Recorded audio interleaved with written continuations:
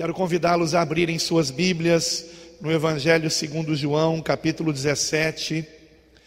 Eu ainda estou me recuperando de uma recaída da gripe que tive. Minha voz ainda não está 100%, mas eu preciso compartilhar o que Deus colocou no meu coração com vocês. E peço que estejam intercedendo por mim ao longo dessa pregação para que eu possa concluí-la, procurando não forçar muito a minha voz. Que o sobrenatural aconteça aqui. Evangelho segundo João, capítulo 17, versículo 14. Amém? João 17, 14. Estaremos lendo até o 23. Assim nos diz o texto sagrado, que são palavras do próprio Senhor Jesus proferidas quando Ele intercedia por nós, pela sua igreja, e isto poucas horas antes de ser preso, de ser condenado, de ser açoitado, de ser crucificado. João 17, 14. Dei-lhes a tua palavra, e o mundo os odiou, porque não são do mundo, assim como eu não sou do mundo. Não peço que os tires do mundo, mas que os livres do mal. Não são do mundo, como eu do mundo não sou. Santifica-os na tua verdade. A tua palavra é a verdade. Assim como tu me enviaste ao mundo, também eu os enviei ao mundo. E por eles me santifico a mim mesmo, para que também eles sejam santificados na verdade. E não rogo somente por estes, mas também por aqueles que pela tua palavra hão de crer em mim, para que todos sejam um, como tu, ó Pai, o és em mim, e eu em ti, que também eles sejam um em nós, para que o mundo creia que tu me enviaste. E eu dei-lhes a glória que a mim me deste, para que sejam um, como nós somos um. Eu neles e tu em mim, para que eles sejam perfeitos em unidade, e para que o mundo conheça que tu me enviaste a mim, e que os tens amado a eles, como me tens amado a mim. Amém. Somente até aqui, os irmãos podem sentar-se, por favor. O que nós acabamos de ler é parte da chamada oração intercessória de Jesus. Oração que o Senhor fez na noite em que pela última vez ceou com seus discípulos, especialmente seus apóstolos, e esta foi a oração que o Senhor fez antes de seguir para o Monte das Oliveiras, onde você sabe muito bem o que aconteceu. Ali o Senhor foi preso, mas não sem antes, por 1 hora, rogar ao Pai por 3 vezes, que se possível fosse, afastasse dele aquele cálice. E nós sabemos que a resposta do Senhor foi enviar um anjo para consolar o seu filho, porque não havia outra forma. Não havia outra forma. O Senhor teria que tomar sobre si na cruz do Calvário a nossa condenação. Precisava receber sobre si os pecados de todos aqueles que nele creem. Em todas as épocas, em todos os séculos. E isso inclui os meus pecados e o seu pecado também, de você que crê em Jesus como seu único Senhor e Salvador. E no momento em que nossos pecados foram lançados sobre Jesus na cruz, naquele momento, ocorreu o que o Senhor, certamente no monte, estava pedindo que, se possível, não acontecesse. A unidade entre o Pai e o Filho, por um momento breve, precisou ser interrompida. E foi quando o Senhor bradou: Deus meu, por que me desamparastes? Isto ocorreu nas últimas 3 horas do Senhor na cruz, que deveriam ser as últimas 3 horas de maior claridade, à luz do dia, do meio-dia às 3 da tarde, quando o sol está brilhando com força, mas diz a palavra que houve trevas em toda a terra. Da hora sexta, meio-dia, à hora nona, às 3 da tarde, e à hora nona, o Senhor então rendeu o Espírito, bradando: nas tuas mãos entrego o meu Espírito, está consumado. E diz a palavra que houve um grande terremoto, e todos ficaram assustados, e o véu do templo se rasgou de alto a baixo. De alto a baixo, é significativo esse detalhe contado no texto. O texto poderia dizer apenas rasgou-se, mas não, de alto a baixo. O véu que uma vez apenas por ano podia ser atravessado pelo sumo sacerdote para fazer expiação pelos pecados. O santo dos santos, o santíssimo lugar, que ninguém podia contemplar senão o sacerdote uma vez apenas por ano. E o véu foi rasgado de alto a baixo, significando com isso que não há mais necessidade de um sumo sacerdote humano, porque o sumo sacerdote definitivo já veio e consumou a obra da nossa salvação na cruz do Calvário, Jesus Cristo, o Filho unigênito de Deus. Aleluia! Significando que por meio de Cristo todos nós temos acesso ao Pai. E devemos ter nele perfeita unidade. Unidade com o nosso Pai, por meio do Filho que nos dá o seu Espírito Santo. Aleluia! Essa foi a obra consumada na cruz. E este foi o desejo do Senhor Jesus, que sejamos um nele, como ele é um com o Pai. Aquele breve momento em que foi rompida, a unidade foi logo restaurada na ressurreição. O Senhor ressuscita num corpo glorioso, significando que com isso foi feita a justificação, significando que o sacrifício do Senhor foi aceito pelo Pai, e então a morte foi vencida, porque o aguilhão da morte é o pecado, e uma vez o pecado sendo derrotado por meio do sangue de Jesus vertido sem pecado na cruz por nós pecadores, ele então ressuscita, comprovando que tudo que ele disse é verdade, porque ele fez essa promessa, que ao terceiro dia ressuscitaria. E a maior prova de que Jesus ressuscitou é que a sua palavra permanece sendo pregada até hoje. Quem pregaria uma mensagem de um mentiroso dando a sua vida por ela? Se Jesus não tivesse ressuscitado, nenhum apóstolo continuaria pregando o Evangelho. Mas ele ressuscitou e apareceu vivo perante os apóstolos e até comeu com eles e por eles foi tocado. Ressuscitou em carne, sim, mas num corpo glorioso, que após 40 dias aparecendo aos discípulos, subiu aos céus, de onde prometeu voltar. E aquele que prometeu ressuscitar e ressuscitou, também voltará e nos levará ao encontro dele para sempre. Aleluia!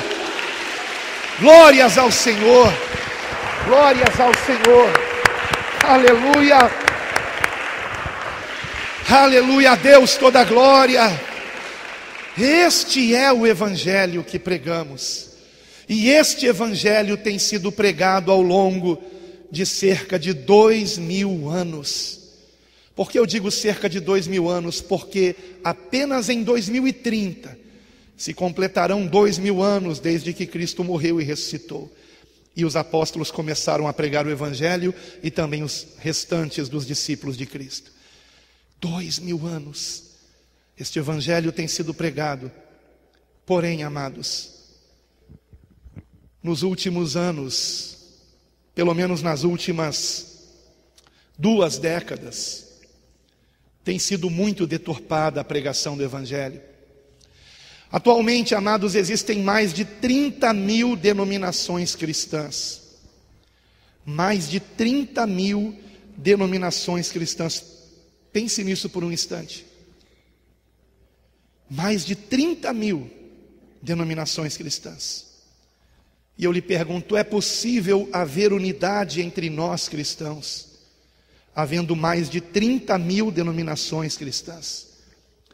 Eu me converti há 30 anos atrás, numa época em que eu evangelizava com um folheto que comprávamos em livrarias evangélicas e não precisávamos colocar carimbo, porque o folheto já vinha escrito o seguinte: procure a igreja evangélica mais próxima.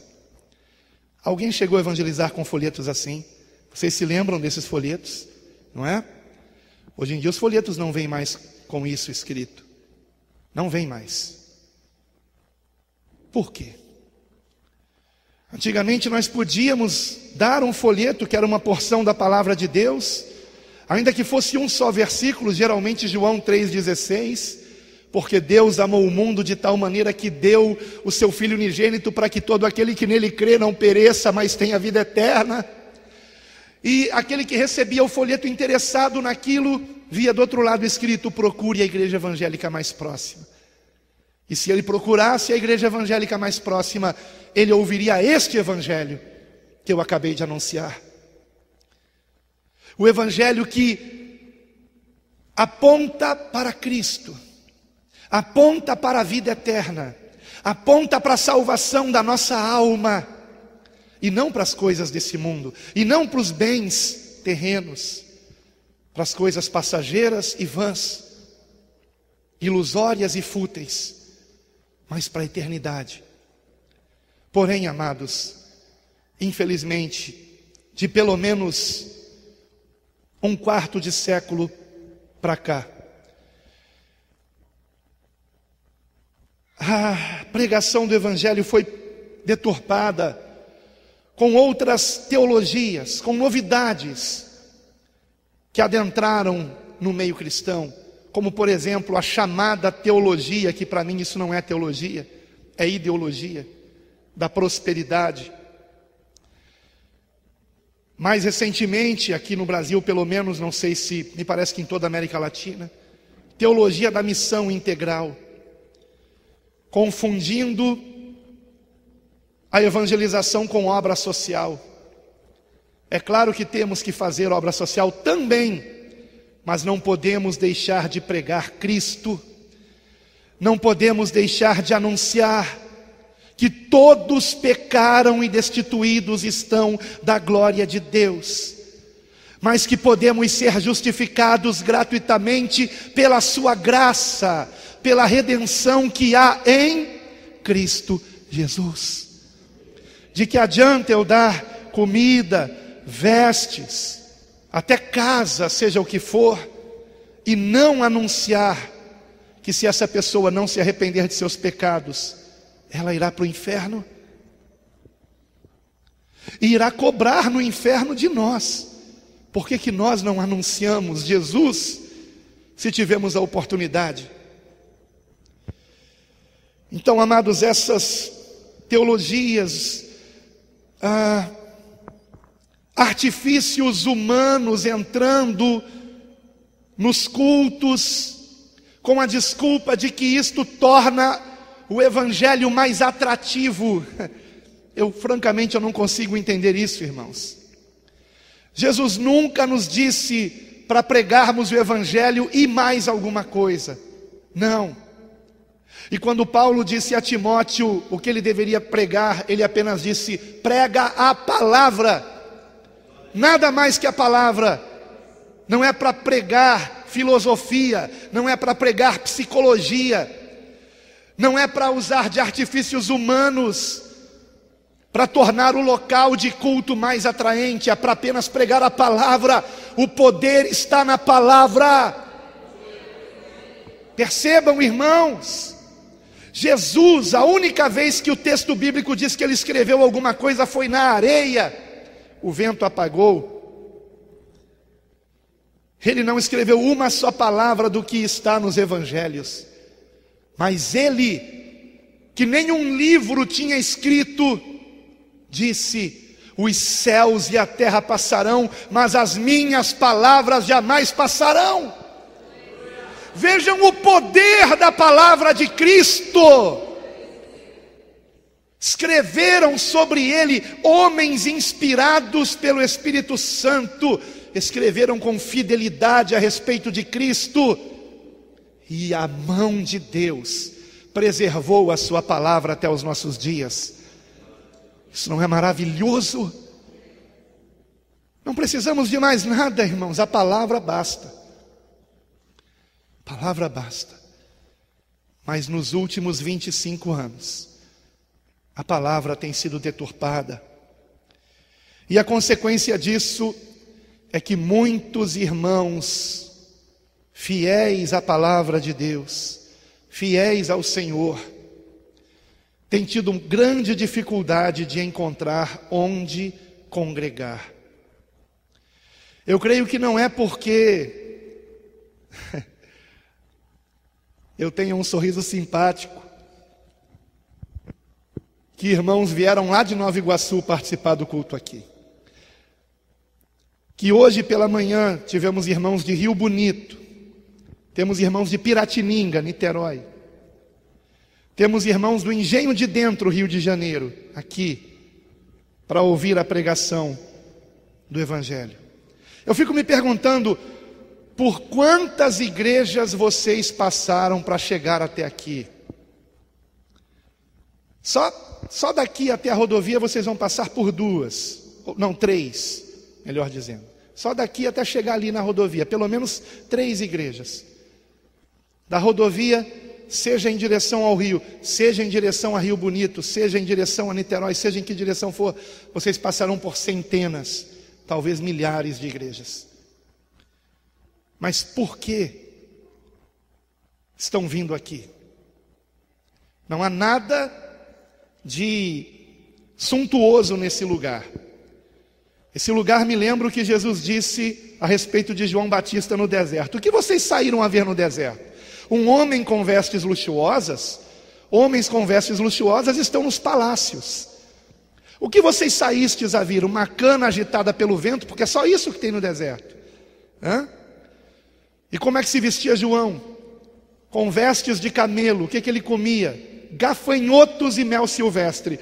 Imaginem o aspecto rude daquele homem, cuja pele era castigada pelo sol. E multidões iam até ele. Por quê? Porque depois de mais de 400 anos de silêncio, finalmente aparecia um profeta para anunciar o caminho do Senhor, endireitando as veredas para que viesse o Cristo. Um homem humilde, um homem que não tinha nada demais. E por que eu comparo esse lugar a João Batista? Porque olha só esse piso, olha só esse teto, olha só essas paredes, olha só esses assentos. Não tem nada de luxuoso aqui, nada, absolutamente nada. Mas vocês estão aqui porque o que importa é a palavra de Deus. É isso que importa. A riqueza está na palavra. É infinitamente mais preciosa que o ouro, porque tem o poder de salvar a nossa alma. E é isso que queremos, estar com Cristo. Queremos Cristo, queremos o Senhor, queremos um relacionamento com Ele. Eu quero, cada dia mais, é isso que eu quero. De que adianta o homem ganhar o mundo inteiro e perder a sua alma? De que adianta, irmãos? Então esses irmãos que não estão encontrando igrejas, nem todos têm carro, nem todos podem se deslocar mais de 50 quilômetros para encontrar uma igreja que ainda pregue aquela palavra de 30 anos atrás, que todas as igrejas pregavam igual. Mas hoje os cultos em muitas igrejas estão centrados no homem. Pastores preparam seus esboços de pregação preocupados em agradar as ovelhas. Isso é um erro. Como disse Paulo escrevendo aos Gálatas: se eu quisesse agradar os homens, eu não seria servo de Cristo. Temos que pregar a verdade, e por mais que ela machuque, é esta verdade que nos salva, irmãos. E muitos irmãos não estão encontrando igrejas para congregar.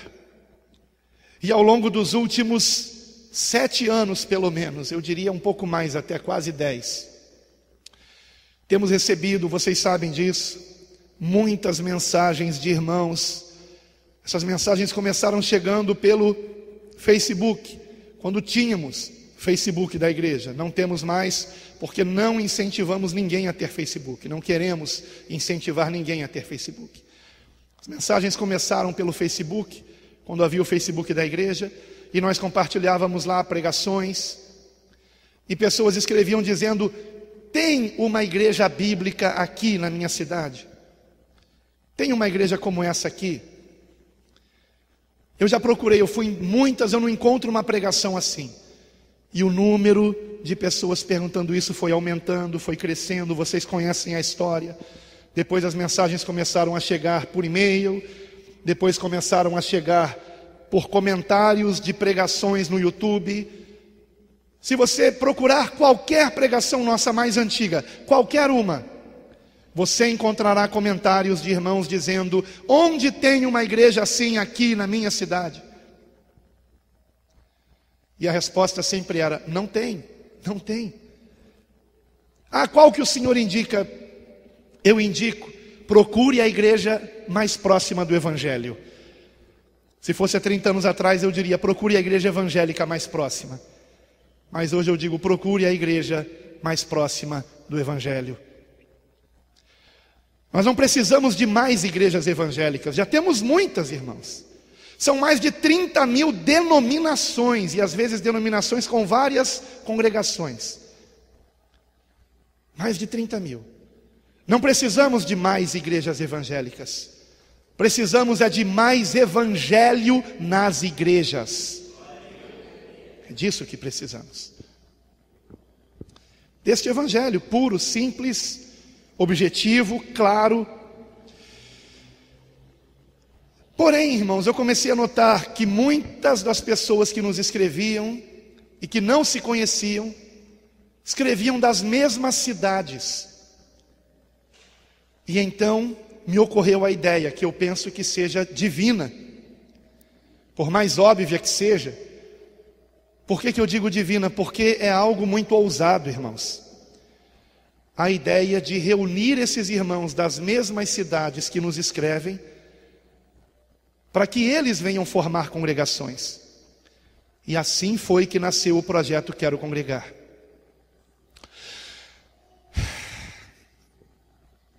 E falar desse projeto mexe muito com o meu emocional, como eu sei que mexe também com a minha esposa, porque nós temos vivido a aflição desses irmãos.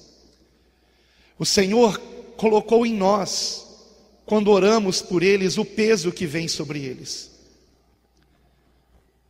a solidão que eles sentem, a tristeza, o desejo de voltar a congregar numa igreja simples, humilde, mas cujas pregações ainda são centradas em Cristo, e os louvores não são para o homem, mas para Deus, para a glória de Deus.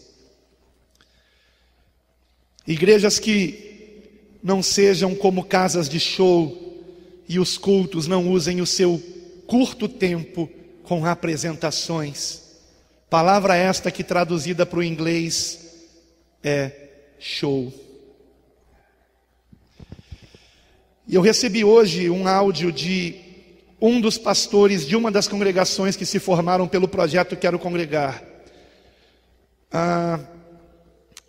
Eu fiz uma visita com a minha esposa na quinta-feira passada a um casal que esteve aqui hoje de manhã, de Rio Bonito. E o irmão me perguntou: pastor, quantas congregações se formaram pelo projeto Quero Congregar? E eu evito contá-las. Mas aí na frente dele ali eu falei: vamos ver. Entramos no site da igreja e fomos contando.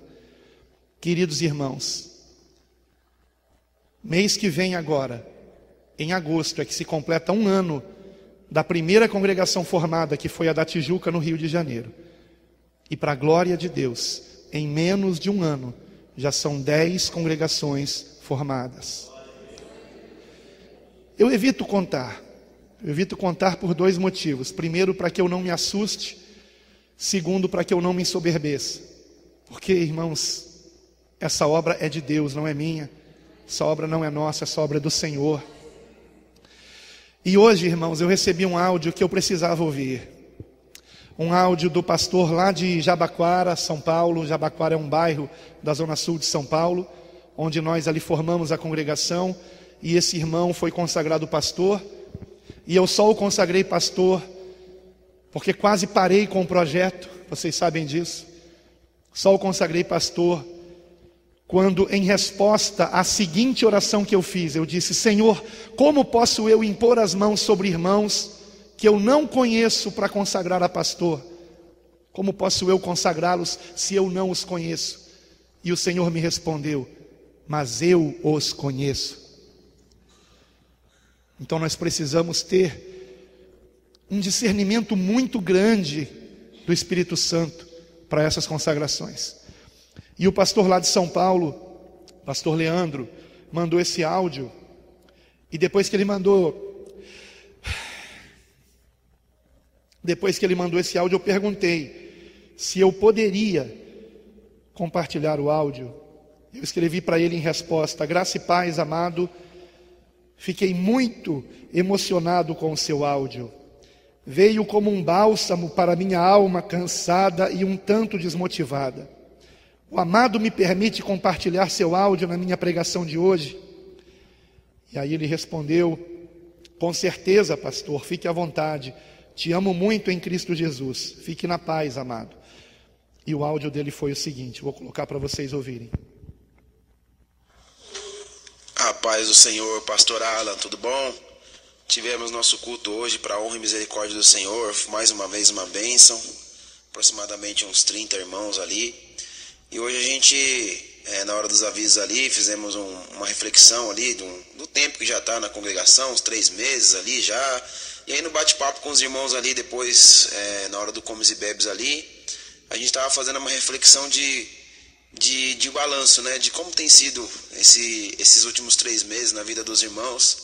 E varão, eu tô emocionado aqui porque tem sido maravilhoso, sabe? E assim, eu tenho muito a agradecer a você, né? Não é para se ensoberbecer não. Deus usou você, varão, e você não tem tido noção de como que tem ajudado a vida das pessoas esse projeto Quero Congregar. Eu estou muito feliz hoje, estou muito contente, né? Eu sei que é muita luta, é muita prova, né? Na minha vida, na sua, né? Na vida dos pastores, né? Mas você vê nos olhares das pessoas assim, aquela alegria, aquela emoção de estar participando da igreja, né? Ô, varão, o pessoal chega cedo lá, chega 8 horas, né? Gente de tudo quanto é lugar de São Paulo, gente de Guarulhos, né? Gente de Grajaú, gente da Zona Leste. E assim, né, eu fiquei muito feliz hoje, né? Deus colocou um contentamento no meu coração muito grande por causa desse projeto. E eu tô te passando essa mensagem aqui porque, né, tudo isso aí tá acontecendo porque o Senhor te usou, né? E mais para te motivar também, para você não parar de abrir novos projetos, né?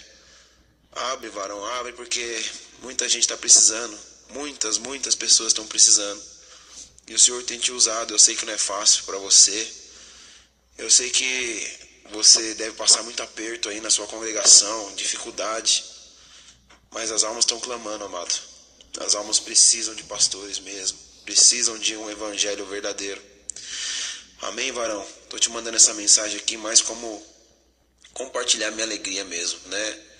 E tem sido uma bênção esse projeto aí nas nossas vidas, né? E que continue assim, para a honra e glória do Senhor. Fica na paz de Jesus. Um bom domingo. A Deus toda a glória, irmãos. A Deus toda a glória. Fiquei muito emocionado com esse áudio, estou me contendo aqui, porque, como ele mesmo disse, que via na face dos irmãos a alegria. Fizeram hoje lá um balanço, 3 meses de congregação formada. Mas eu confesso, amados, que nesses últimos dias eu fiquei bastante desmotivado, porque eu tenho percebido que o inimigo, ele é muito ardiloso, irmãos. Ele é muito astuto. E as investidas para impedir a formação das congregações, elas têm sido cada vez maiores. E elas têm se dado por meio do próprio instrumento que nós estamos usando para unir os irmãos. Agora, antes de entrar nisso, esse instrumento, vocês sabem, é a internet, e especificamente o YouTube, onde as pregações são colocadas, onde o apelo é colocado em relação aos irmãos que querem congregar.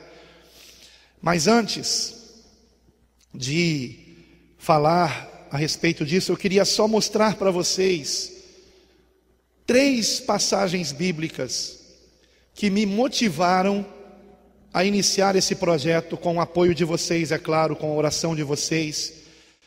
E a primeira delas está